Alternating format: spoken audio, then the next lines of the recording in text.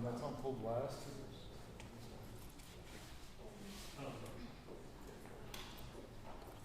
Well, I thought like other agencies. I'll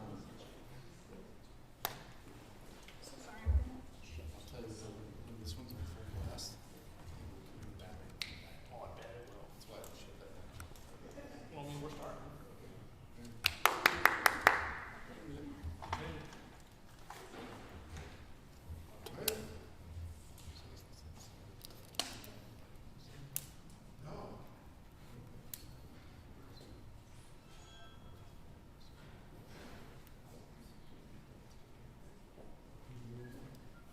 There was one of these models at my station. I was asking them if it had the internet based in it, because you can hook up the internet to this one, and I can use it, like I can give my phone to like the reporter and they can like read time code, but they see the shot. Oh, no. And these have it because Hold on, is it? you have to have, I think you have to have, yeah, and then it's just like remote over here. It's like a, Okay. I don't know, but I know that I can have like another little card. it has to be like Put an it here. internet card. Yeah, I can put it here and I can just give it to the reporter As a so proxy. they can log. That's a Mhm. that's the proxy. Yeah. It just, unfortunately, this thing doesn't work all the time. But it literally shows time code, everything. Not true. I've not been able to get it to work lately, but it's free. It's called CBM, No CBM people. but it's a Sony product.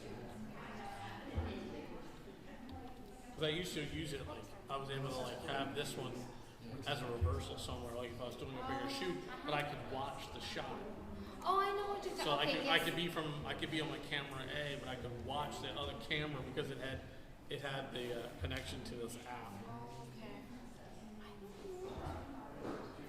I'm not gonna have to work late yet. I don't know if it's like some kind of firmware update. Because all of those FX6s and 9s and the cinema cameras, they're all Wi-Fi based, so you can like literally just go. Okay. Yeah, you guys are all ready. Yeah, everybody ready? Ready? Let's do it. I want to make sure you're ready, so I don't want to wait. Are we waiting on anybody else outside? I was trying to see if anybody else was coming in. Can I do a what? I'm sorry? A quick voice check. Sure, yeah. Just check 1, 2. Can you hear me okay? Just checking the mic. Can you hear me okay? Testing, testing, testing. Just checking the mic. Thank you. Yes, ma'am. All right. Doesn't look like anybody else is coming in, so good afternoon. I appreciate everybody coming out today. Today, I just wanted to give you an update of what our investigative team is doing, and then, of course, make myself available to answer any questions. I did get some answers from some questions that were asked yesterday I didn't have, so I've got some updated information there. First off, our investigators today have spent the majority of their time combing through the many documents and items that were removed from the home and the vehicle last night. Again, just trying to trace back any potential leads of where Noel's at. So they've been combing through all kinds of documents, sorting out and building timelines on trying to confirm when the last time that we have seen Noel or anybody has seen Noel. Again, the timeline is for us from the family is last seen in November of 2022. We're trying to narrow that timeline down and see when we can last prove that he was last seen. So our investigative staff has been working on that, and they're also working with another team of investigators that has stepped up to help us out, and that's been truly helpful with the resources that they've been able to bring to the table. One of the questions that was asked yesterday was in relation to the how Cindy knew the property owner and how long she had lived there. This is one of those situations where I think the property owner was truly just a generous guy trying to help somebody out in need at the time. I was able to learn that Cindy has resided at that house for the last 9 years. That shed was only built a couple of years ago, so for part of the time, obviously, she was living inside prior to being moved outside into the shed where her family has grown. You do the math, 9 years ago, we've still got a few kids that weren't born at the time, so the family has obviously grown, which is probably why they had the shed built to kind of expand out that way. The searches yesterday revealed a lot of documents and some things that we're checking out. We've got several more leads that have come in, so we want to keep everybody on top of sending those tips in. We've had a lot of former friends of the family that have called us, and a lot of people who have interacted with the family that have called us, and that information has been incredibly useful. That information has been incredibly useful in this investigation. If you can't tell, it's been a long few days that we're all getting really exhausted. So I'm thankful for the help that we've got stepping up to the plate with us now. So I'll be happy to answer any other questions that y'all may have or may have developed overnight. Chief, have you exhausted reaching out to family members of both Cindy and her boyfriend? And Sure. concluded that none of those family members have Noel? Yeah, that was one of our missions today. That was on our task list today, was to retrace our steps and again go visit with everybody. Our investigative team has been out doing that today, not just checking to see if Noel's there, but also talking with him again and asking questions again and seeing if we find anything different or anything new that may pop up. So we've had detectives out today visiting with family members, and we've had investigators talking to family members over the phone again today in Mexico, retracing those steps as well. So none of that has proved to provide any new information, but just reiterate what we already know, and that's that they don't have Noel. Chief, yesterday you talked about some family members giving you information about seeing Noel a bit more recently than November, but that information proved to be false. And you said you were looking in to see whether or not that was intentionally delivered as a false statement. Yeah. Has anything come from that in the past 24 hours? Yeah, I don't, without revealing too much of the investigation, we think that those were coached statements that were provided to us, and not necessarily with an intent on the individual providing those statements to us of being deceitful, but just the fact that they were coached to tell us that. So potentially, just to make sure we're clear, information potentially given from, is it the mother, or who was that given from to steer them in a certain direction? We believe the mother. But you don't To think try to those steer family us. members who gave you that information had any indication that that was actually Correct, yeah. You started out with investigating a tip, an anonymous tip about Noel having not been seen for months. You've kind of transitioned. You have a warrant, an arrest warrant about false information being given in a missing persons report. Has this shifted more toward a criminal investigation? Yeah, so, we got to be, I want to be very careful as we proceed with this. This is obviously becoming more and more concerning. We're on day 5 since we've been notified of this and have been working this as a police department. So I want to be very careful as we proceed about how much I state regarding the investigation itself, because I certainly don't want to hinder any prosecution that may come from this. And I can tell you the teams that are on here, yes, it is swinging more towards a criminal investigation. We do have supporting circumstantial evidence and things that are leading us that direction. So we're certainly taking that path. I mentioned the other day that we haven't had any physical evidence that has come up. That doesn't mean that we're not doing our job and that we're not going out there pursuing what we need to be pursuing. It just means that the physical evidence hasn't been present.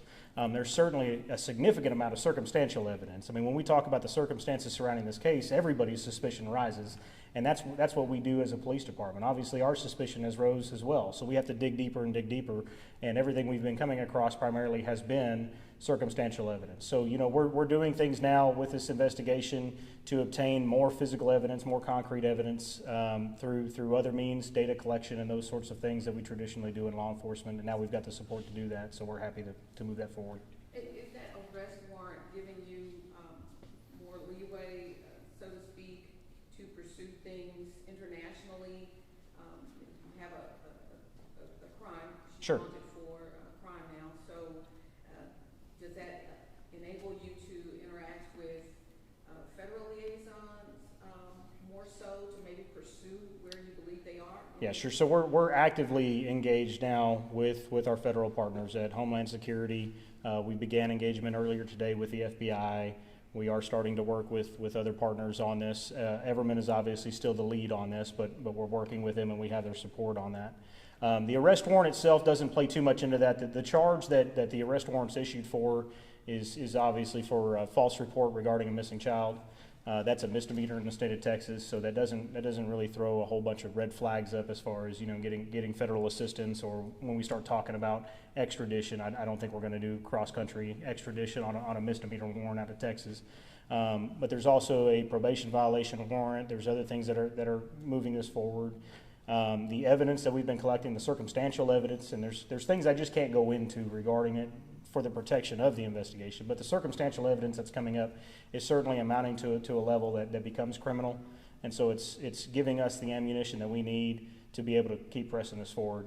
Like I mentioned the other day, that's the whole point in us wanting to be as meticulous as we can with these searches and going back and double checking and triple checking and making sure that we're as thorough as we can be, is to find, even if it is circumstantial evidence, enough circumstantial evidence to give us the ammunition we need to push this forward. Chief, you were mentioning to Dion just a second ago that you have been in contact with federal investigators and the FBI earlier today. Just for clarification, they sent out a statement a little bit ago saying that, quote, the FBI is poised to assist if we receive a request from them. Yes. So has there officially been a formal request? We've been making that request within the last hour. You within the last hour? Yes. Gotcha. Yep. You mentioned other investigative teams that you're working with.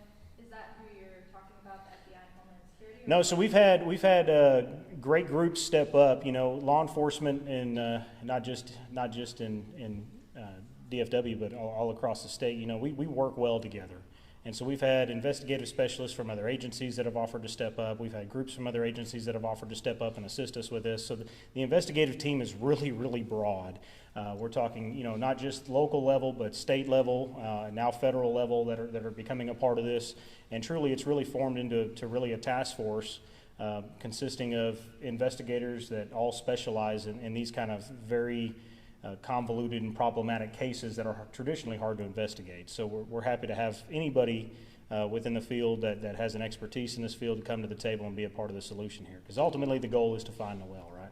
Chief, you mentioned a probation violation. Is that stemming from a car accident that happened a few years ago, which led to the... I know it's stemming from a previous offense unrelated to this. I don't know if it's specifically a car accident. I believe it's a DWI. Whether it involved an accident or not, I'm not entirely sure. Our agency wasn't involved in that charge. So, Chief, on day 5 of your investigation, in your heart of hearts, where is Noel? What do you think? I don't know. I'm being very careful about how I want to speculate on this. Human trafficking is very real. I talked about that rumor yesterday. Human trafficking is very real. It's very real in Texas as a border state. We can't rule out that possibility. We can't rule out the possibility I think we've all been fearing for the last several days. We also can't rule out the extensiveness of this family and that we haven't been able to identify maybe a family member that she has refused to name that this child may be with. There's a lot of holes within the answers that we've been getting as a part of this investigation that we've just got to continue to fill. So I'm just not ready to really speculate just yet on what I think has happened to Noel. I'm still very optimistic. I said that yesterday. And I'm going to continue to be optimistic until I find evidence otherwise. Is the biological father coming this way maybe to help out, maybe reaching out to family members? Like you said that you might Sure. not know and he might know and Sure. it might be. So not coming this way, but he is being very cooperative and very helpful with us as we're conversing with him over the phone. We have engaged with him even today. So he's helping us out quite a bit and sharing any information that he can regarding this. So the past Noel's history with picture- social service. Go ahead, David. I'm sorry. It's okay. The past history with social services. Sure. I know you were saying yesterday you can't get into specifics about what those cases were surrounding, but when we're talking about the living environment, 9 family members in this shed-like structure behind the house. I know it looks like they had access inside the main house, and maybe for a while they were living in that main house before the shed was built, but they've been there for years. I think you said maybe roughly 9 years. It seems like social services had to have known that that was their living circumstances. Was there a lack of oversight, or was something missed? Was there a red flag that, hey, why are these kids living in this type of environment without as so much as a restroom in this shed? I mean, just what's your takeaway? Yeah, I'm not going to speculate on another agency and how they've operated. I don't know if these kids were under supervision. I don't know what the programs were involved with CPS. This is our first time engaging with this family as a police department, or being engaged in an investigation with this family as a police department. So it's really hard, not knowing all the details and the prior history, to sit here and try to judge their actions, and I'm not going to do that. I can tell you that CPI or CPS has been extremely helpful in this case, and we've been working with them. We've been working with Alliance for Children and those organizations. They're obviously sharing their data, they're sharing their insight, they're sharing their beliefs and their experience, and they're at the table right here with us trying to find a resolution to this case here. So I mean, I don't know anything about the prior incidents, and you know, it's certainly not my place to judge what another judge or what a judge may have ordered or what decisions were made there.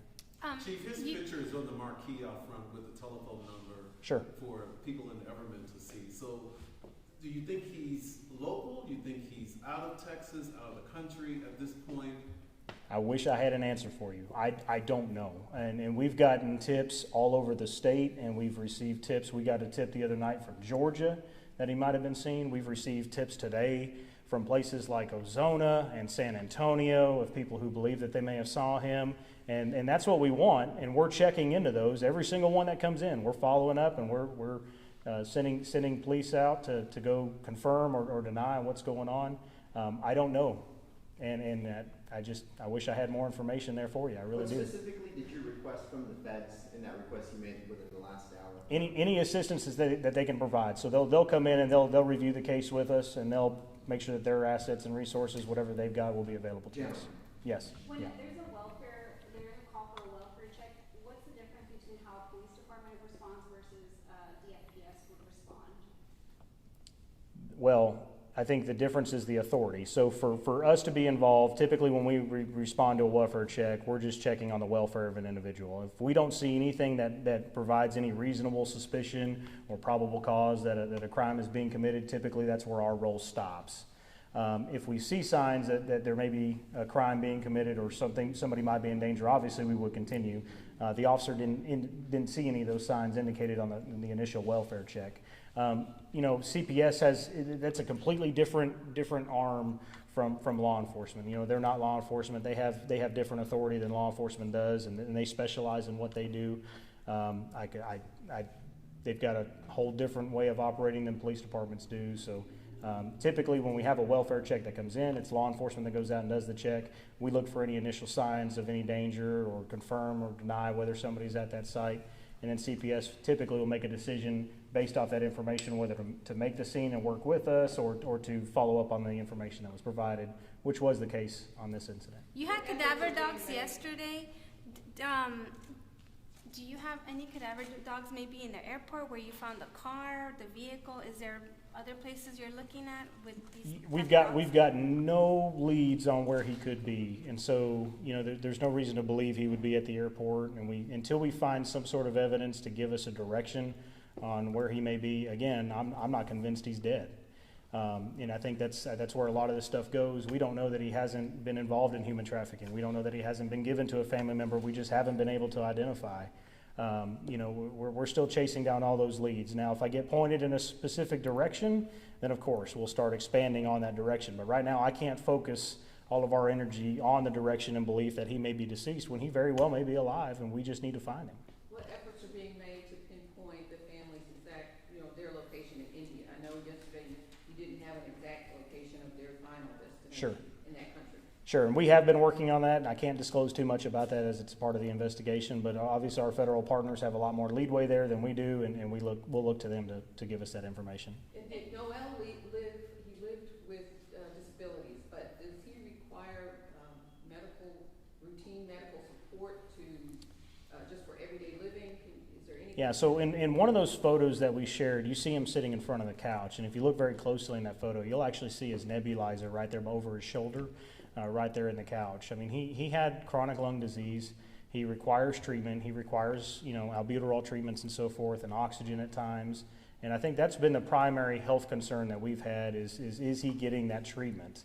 Obviously, that in our mind is the most dangerous thing that he suffers from, that he needs to get the treatment for. He suffers from other disabilities and things like social disorders and developmental delays and those sorts of things, but obviously the oxygen is the number one concern.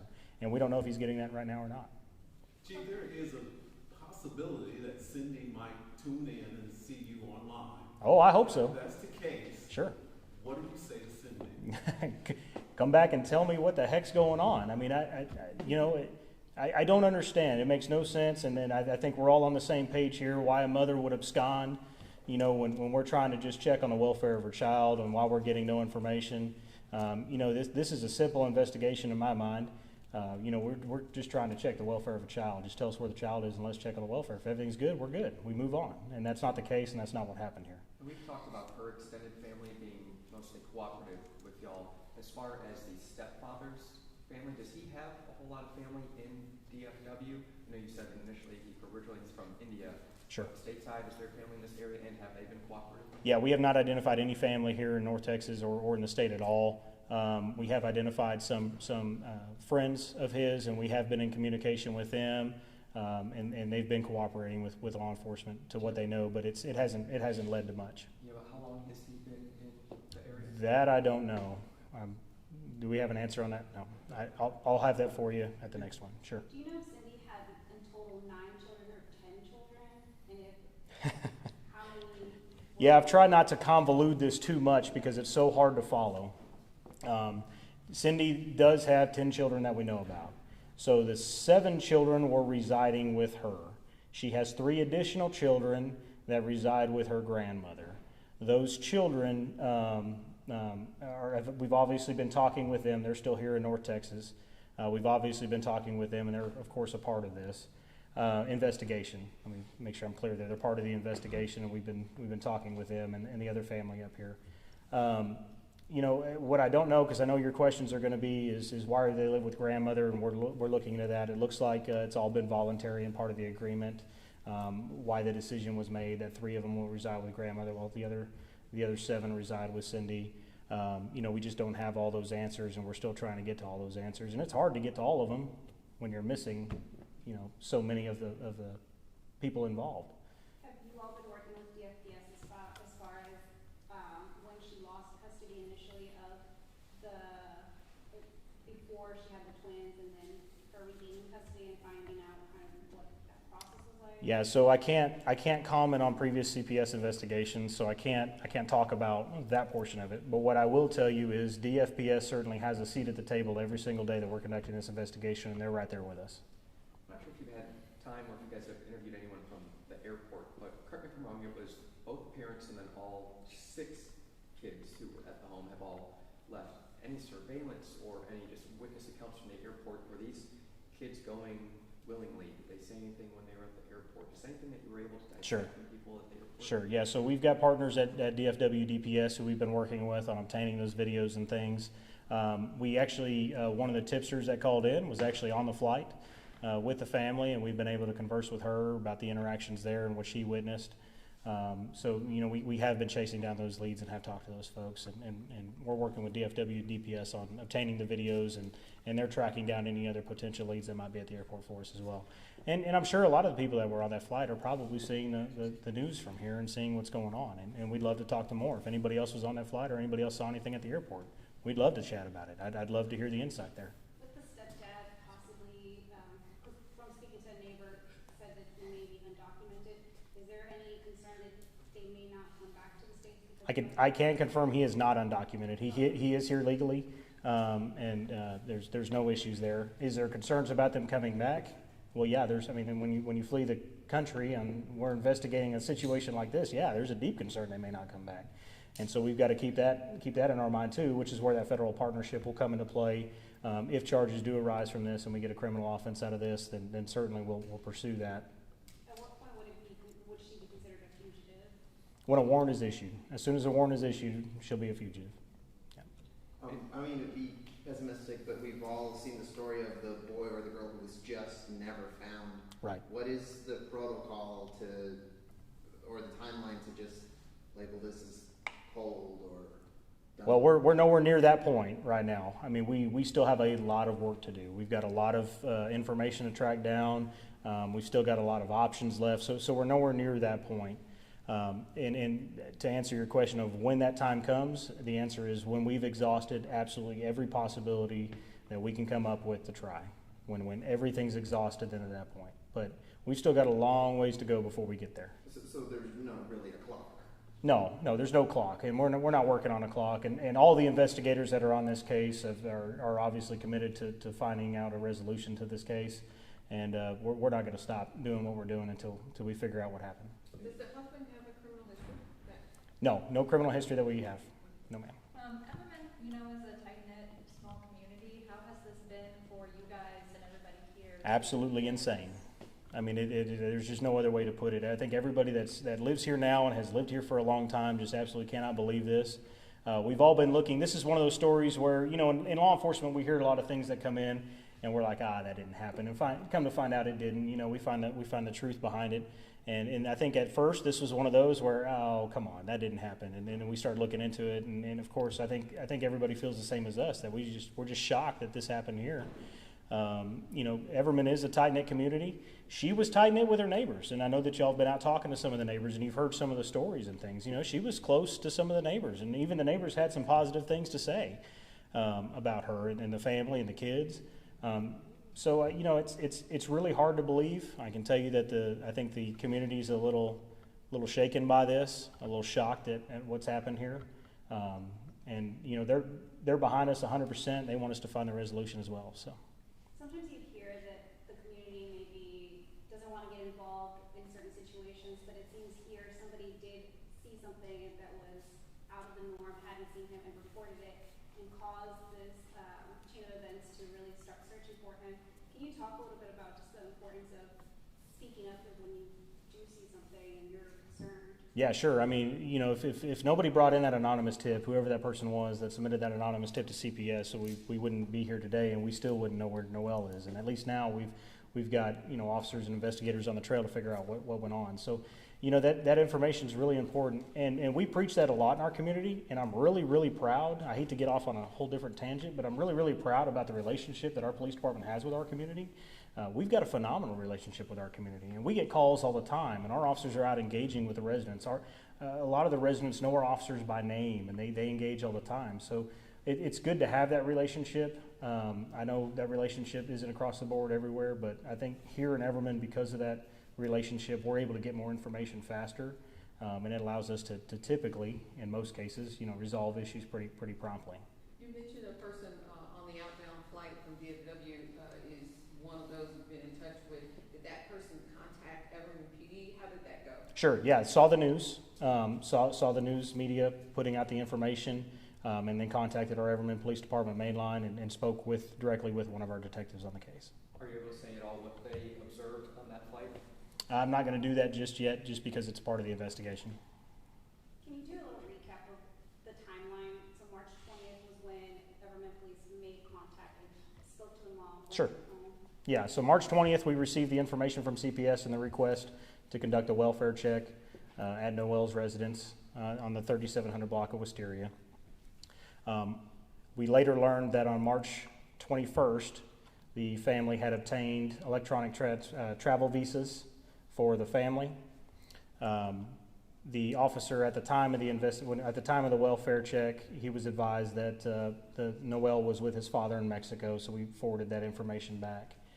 Then on March 21st, we learned that they obtained electronic travel visa.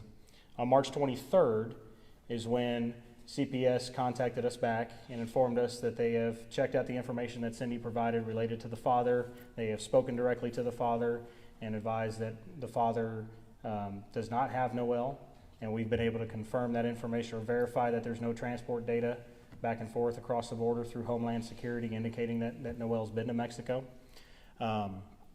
On that evening, the 23rd, that evening on the 23rd, I don't have my notes in front of me.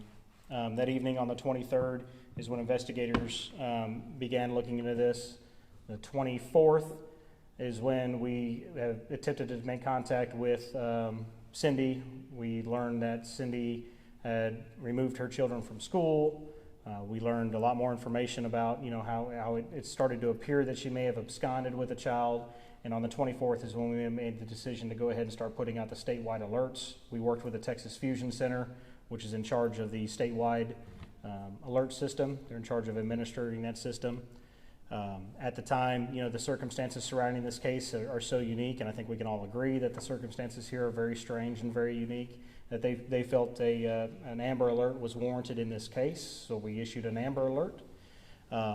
Shortly after that, I think less than 24 hours later, we learned that the family was on an international flight from DFW Airport to Turkey on Turkish Airways. I think it was Flight 192. Is that on the 25th? That's on the 25th, yeah.